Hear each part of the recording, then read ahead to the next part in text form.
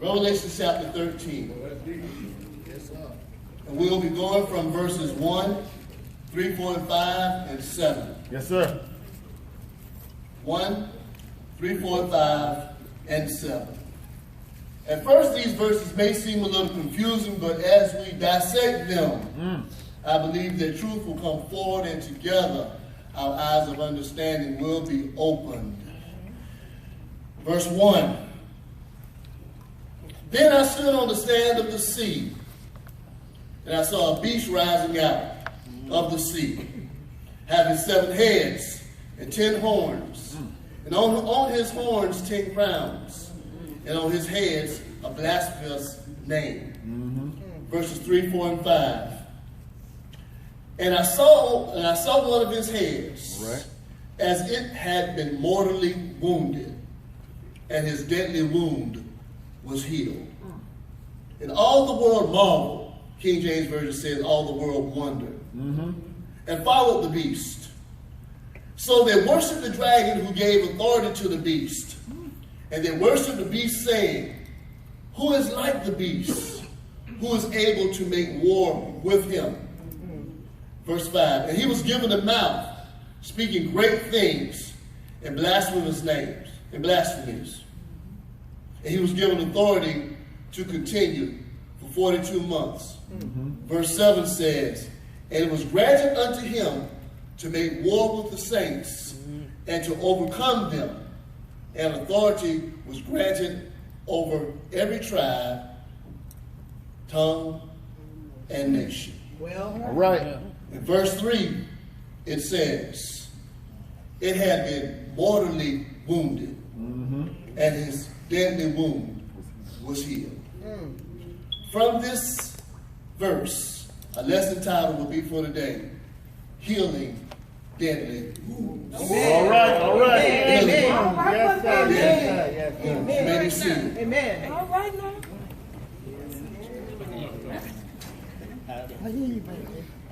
Amen. This morning,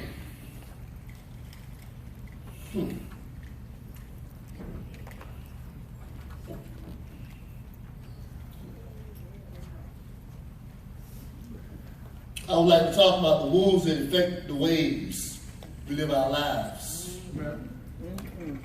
Amen. This passage of Revelation 13 is interpreted differently in many commentaries and by many Bible scholars.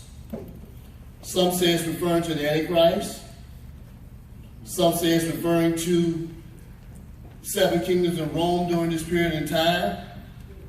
And there are many who are just like me, who don't have a clue, All right who now. don't fully understand, Well, who can't really comprehend exactly what they mean. well, But since they are the inspired words of God, amen. God felt that they were left for us, that they were written for our understanding. There must be something in them for our life. And for me, that's all I need to know. Amen. So going back to verse 3, it states, it had been mortally wounded, Yes. and his deadly wound was healed. It was a mortal wound. It was a deadly wound. All right. It was a wound specifically designed and specifically intended to bring death. If we look closely, we'll see that this wound that was specifically designed and specifically intended to bring death actually parallels our lives. Well, Because I'm certain that most everyone has or will suffer wounds, suffer hurt, suffer pain, suffer disappointments Yes, sir. that will kill them Yes, sir. if they are not healed. Yes, sir. A mortal wound is defined as a sharp injury. First, it's intended to cause trauma. When you notice that you have been wounded, your first thought is to try to figure out what just happened and what caused what just happened to happen. All right. All right. Second, its intent is to cause disorientation. That means its intent is for you to lose dizziness. Lose your sense of direction. Come on now. Lose your sense of direction while you're trying to figure out what just happened and what caused what just happened to happen. Yep. You start getting dizzy because the wound is about to make you lose your mind up in here. All right, up in here. All right now. So now that you have lost your mind trying to figure out what just happened and what just caused what just happened to happen, finally its intent is to cause unbearable, tormenting, excruciating pain. Yes. Worse than baby labor pain. Uh-oh. Go ahead. So now, all that you can think about, all you can say, all you can do is center around the pain of the womb. The womb will be problem after problem, issue after issue, hurt after hurt. Just a second. The devil, he won't give up until you're killed. Well. If you can't get you, if you're single, he'll go after your partner. Well, Yes. If you're married, he'll go after your spouse. Yes. If you can't get your spouse, he'll go after your kids. Yes. come on. If you can't get your kids, he'll go after your job and your finances. Yes. If you can't get at your money, he'll go after your church. Come on. If you can't get your church, he'll go after your preacher. Come on. If you can't get your preacher, he'll Come go on, after your Brother preacher's Conoly. wife. All right now. If you can't get your preacher's wife, he'll go after your preacher's kids. Come on now. He will continue to go after you until everything you have and everything you are mortally wounded to death. All right. Come on now. In Come John on now. chapter 10, verse 10, it states, the devil comes into your life to steal, Yes. to kill, Yes. and to destroy. He intends to inflict a deadly wound that kills your soul, kills your worship, kills your focus, kills your dream, kills your joy, Yes. kills your marriage, Yes. kills your family. The Amen. wounds in your life that are sent by Satan are intended to do one thing, and that one purpose is to destroy you. Amen. You must realize that the devil does not fight fair. Well. If you try to fight the devil with your fist, he'll grab a stick. Right. If you try to fight the devil with a stick, he'll grab an iron pipe.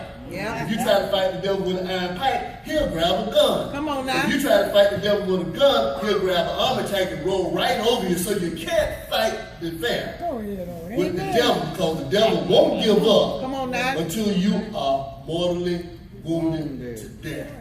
Come on now. The book of Job is a perfect example of how the devil operates. You see, he wounded this old man over and over and over and over again. His wife couldn't bear it any longer, so she told Job, just lay down and die. Well.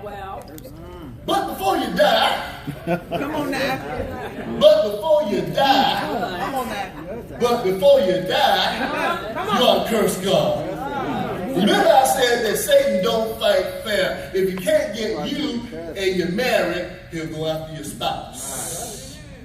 In Luke chapter 22, Come on now. verse 31 states, the Lord said to Simon Peter, he said, Peter, Satan has asked for you Come on now. that he may sift you as wheat. Sift means that sifting is a process of pulling apart. Well. All right. In agriculture, sifting means to separate the good from the bad. Come on now. He was saying to Peter that the devil is going to do everything he can to prevent you from having a testimony about me. Well. Come on now. He's going to wound you. He's going to wound you with a mortally deadly wound. Come on now. But in verse 32, Jesus said this. He says, but Yeah. I have prayed for you. Amen. See that? He said, but I have prayed for you. Yes, yes. Jesus told Peter that I have specifically prayed for you. Come on. Check this out. When Jesus prays for you, Yes, sir. That's a when prayer. Jesus prays That's a for prayer. you, Yes, sir. Man. when Jesus says, I have prayed for you, you Come on need to now. get your shout on. Because when Jesus prays for you, you need to get your hallelujah on. Because when Jesus prays for Come on you, now. blessings are coming. Yes. When Jesus prays for you, prosperity is Yes. coming. When Jesus prays for you, Yes. protection is coming. on. When Jesus prays for you, healing is coming. Yes. The Master says, I prayed for you. Now, when Yes. the Master says, I prayed for you, you ain't got to worry about whether or not it's Amen. going to be answered. Yes. You ain't got to worry about that thing anymore. The Master said, I prayed for you. Yes. It's done. That's it. That's all. I know that. The Master said, I got this. Amen.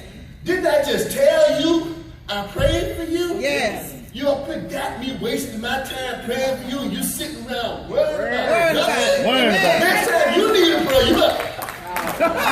Cause them, man. Come on now. We need to understand the That's power all right. of prayer. We need to understand the power of the Master's prayer. Yes.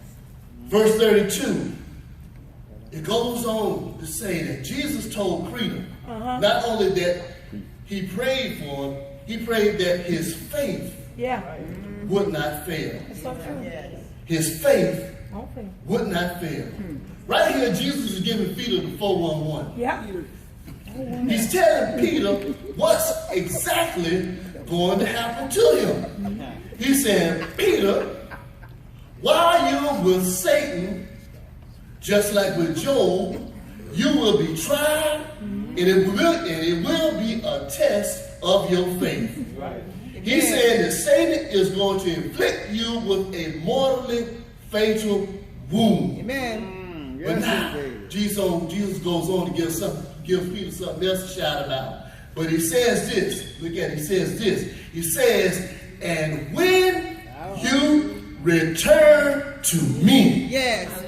You get that? Yes, sir. Jesus telling Peter that even though you will be tried and tested by Satan, even though you will go through the fire, he's telling him, you will return to me. Come on now. Not only he's telling Peter, you will return to me, but he said, you will return to me stronger. Yeah. Yes. You will return to me stronger. He says, because when your faith has been tested by Satan, Yes, sir. All right. when you have gone through the fire, All right, all right. when you have passed the test, when you have been healed of your deadly wounds, you can now strengthen your brothers because it takes a strong person to strengthen someone else. Amen. He's telling Peter that there will be a time when your brother's faith will be tested by Satan. All right. They will have to go through the fire. And just like you, they got to pass the test. And they got to be they got to be strong enough to return to me. Yes. Yeah. So could it be, think about this for a moment. Could it be that your deadly wound is not for you? Well. Could it be Well, Could that be. your deadly wound is to strengthen someone someone else? else. Amen. Come on. Preaching right. Come on now. Isaiah chapter 53 and verse 5 states, Come on now.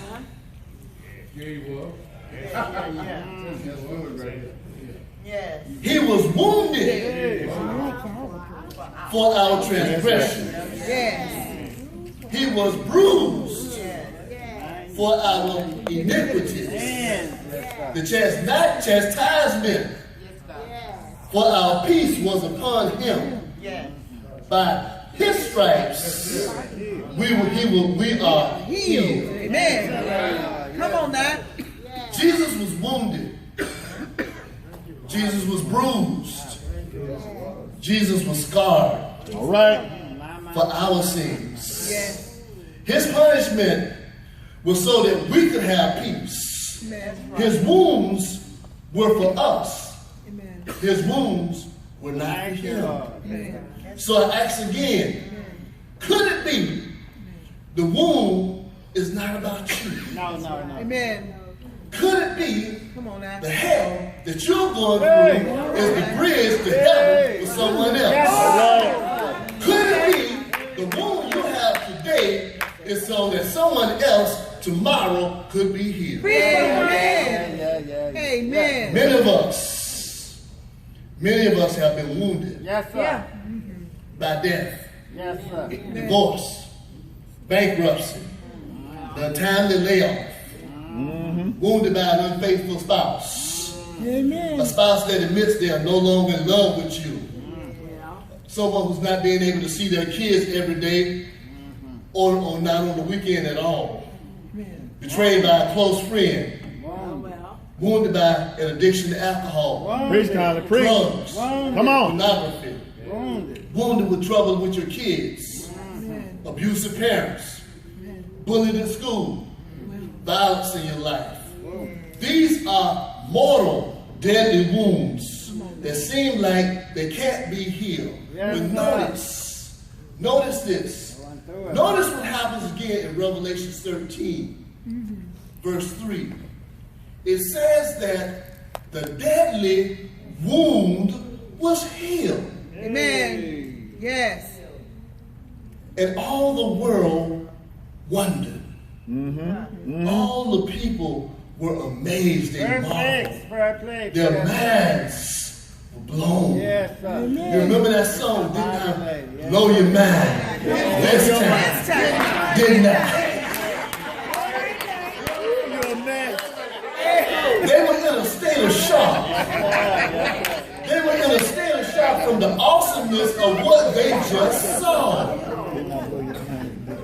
Verse 4 goes on to say, then they worship. Verse 5 says, a mouth was given to speak, so there was witness. Verse 7 says, there was war.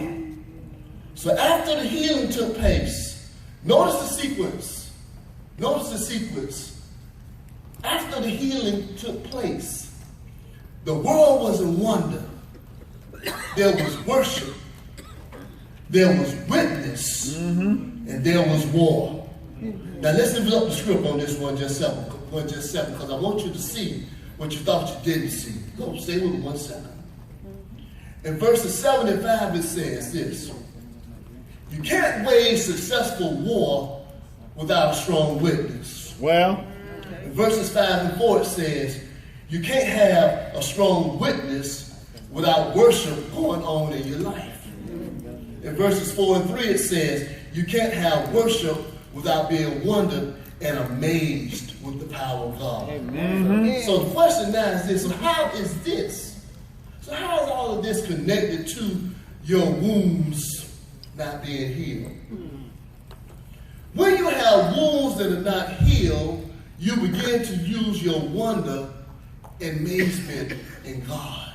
wow. With no wonder and amazement in God, you begin to lose your worship for God. Yes, sir. With no worship for God, you begin to lose your witness for God. Yes, sir. And with no witness for God, you won't go to war for God. And if you won't go to war for God, you can't go around marching around singing the Church of Christ national anthem. I'm a hard-fighting soldier on the battlefield, and I keep on bringing souls to Jesus by the service that I give. Come on now.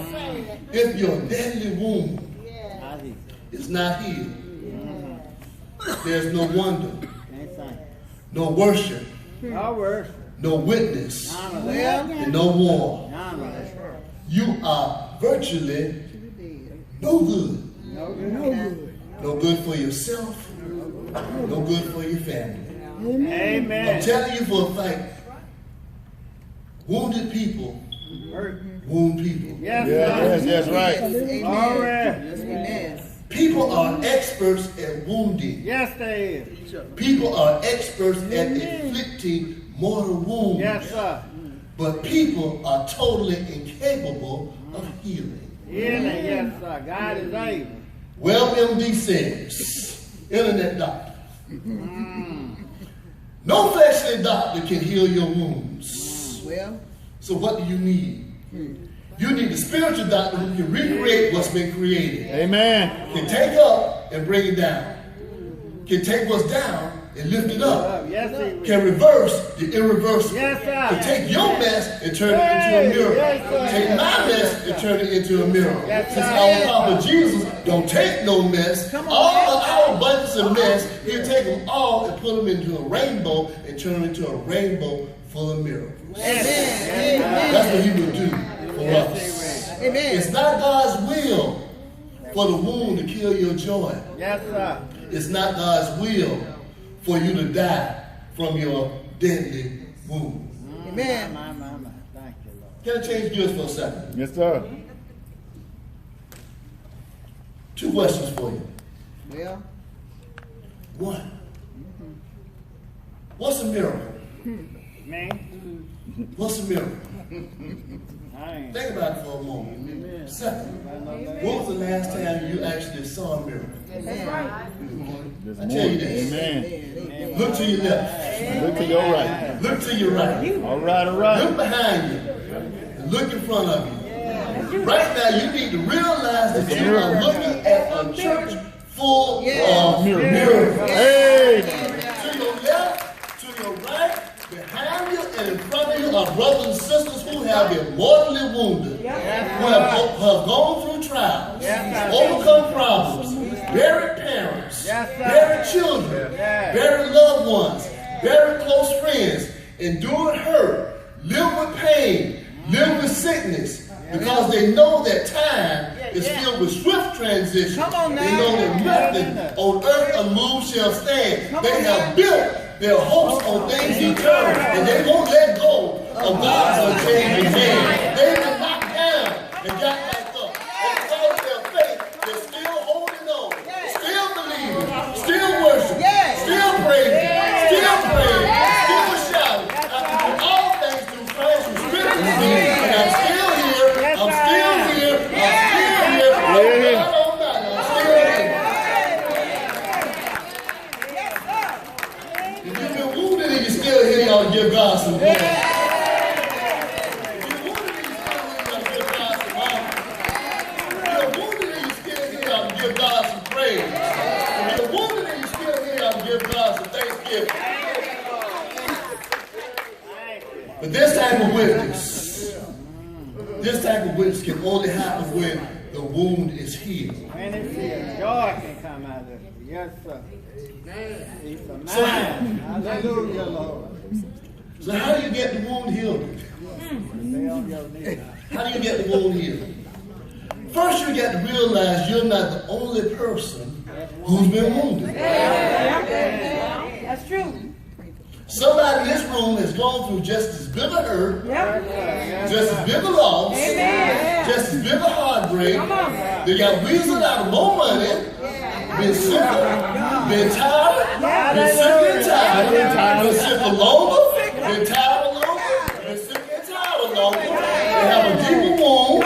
They've gone through more trials. They've overcome more problems. They've buried more loved ones. They've endured more hurt. They've lived with more pain. Been knocked down more times.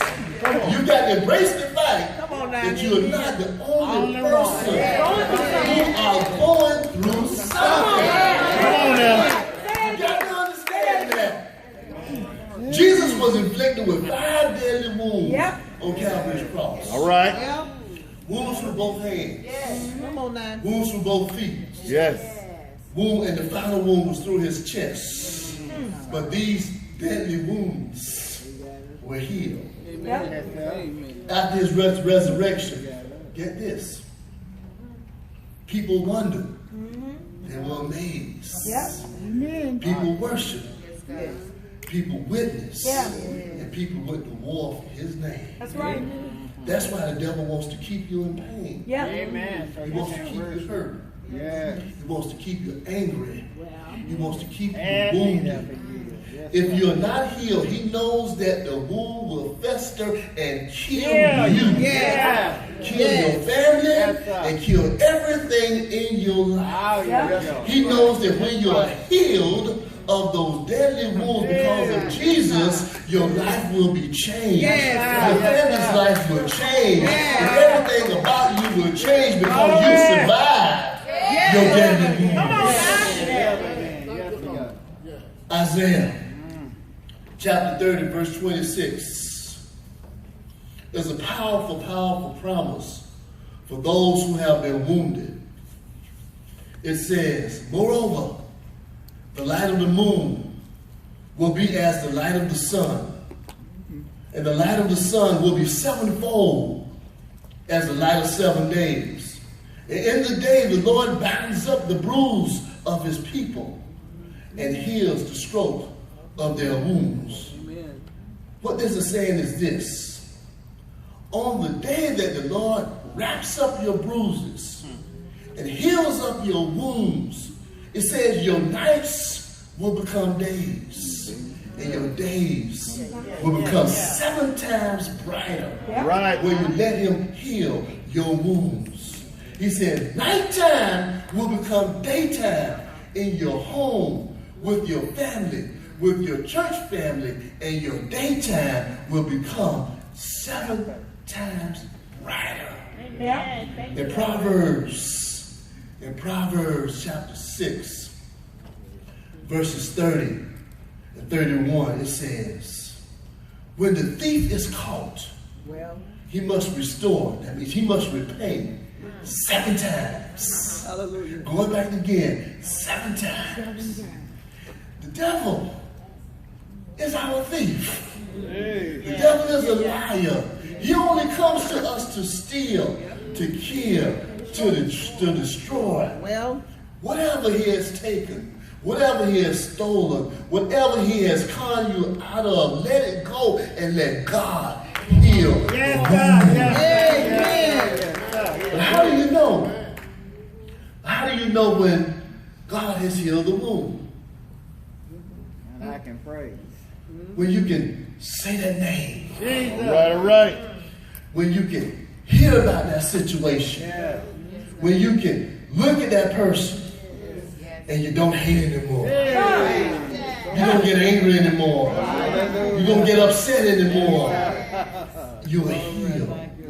One of my favorite songwriters, Brother T.J. Isaac Hayes, he wrote a song. It was titled this. It said that I'm going to make it without you. But my favorite line in that song, especially I was a little bit boy back then, he said, my favorite line in that song was this. He said that I can even think about you and feel no pain. No pain. Woo!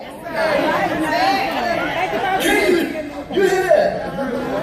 14 years old, and I went and told a girlfriend who just quit me, I can even think about you. No pain. Oh, man, I was bad, man. When you can think about that no good so-and-so, they tried to break you down, they tried to stomp you in the ground, and feel no pain, you are healed. And don't let nobody tell you that God won't heal. You see, God has already put his healing power inside of every born-again believer. So how do you release God's healing power? You keep on asking. You keep on seeking. You keep on knocking. Matthew chapter 7, verses 7 and 8 says, ask, and it will be given to you. All right. Seek, and you will find. Knock, and it will be open to you. For everyone who asks receives, and everyone who seeks finds, and to him who knocks it will be open. When Jesus rose from the dead, he was healed of his deadly wounds. But God didn't take away his scars. His scars. His scars are his testimony of his Father's ability to heal. Most people who have been wounded want to keep everything covered up. They want complete restoration so that nobody knows that they have ever been wounded. They don't want anybody to know that they've had issues. They've had problems. Yes, sir. Big They've had heartbreaks. Yes, sir. They don't want anybody to know that their perfect life ain't perfect at all. They want everybody to think that they have the picture perfect life, the picture perfect family, the picture perfect marriage, the picture perfect job, the picture perfect car that don't ever break down, no problem, not one problem at all because of their great faith has ever come inside their house. They had that twisted all the way around. They fail to understand that scars are testimony to God's ability to heal wounds.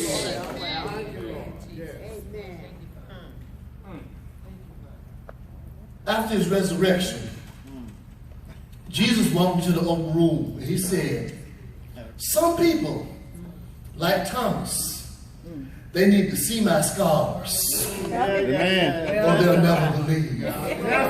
Hallelujah. So that's why.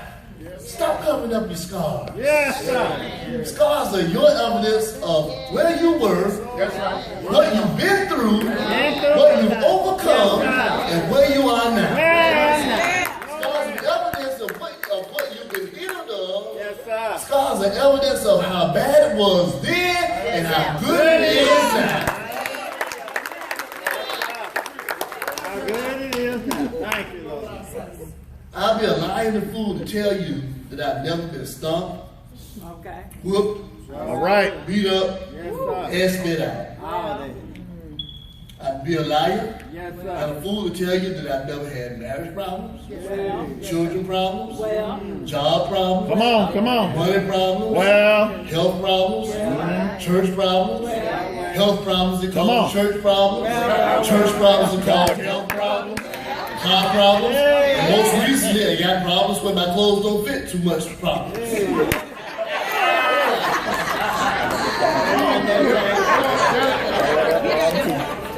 The devil has tried to wipe me out with deadly wounds. I've got scars to prove it. I got scars to prove that he's tried to destroy me. He's tried to destroy my family. All right. Northbound. Let's don't act like we're perfect. We can't be so prideful that we can't let anybody know that over our 3 years, we've been afflicted with some deadly wounds. There's a nationwide fight that Satan has tried to wound us and tried to kill us. Everybody knows. Ain't no secret. But I'm telling you that by Jesus' stripes, by his scars, we are healed. Yes, sir. And no weapon formed against us